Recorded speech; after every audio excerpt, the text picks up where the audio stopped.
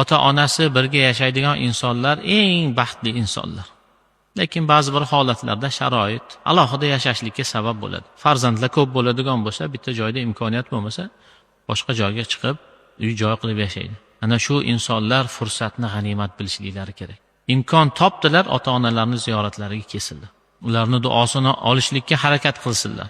Chunki hadislarda Rasululloh sallallohu alayhi vasallam aytadilarki, burni ishqalansin, burni ishqalansin, burni ishqalansin dedilar. Kimni deyishdi yo Rasululloh?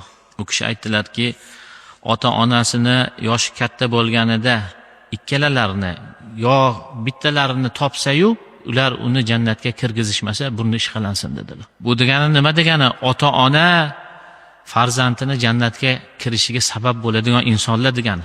Demak, biz fursatni boy bermasdan imkon topdik, duo olib, hol ahvol so'rab, ikkita non ko'tarib kirishlik vazifamiz.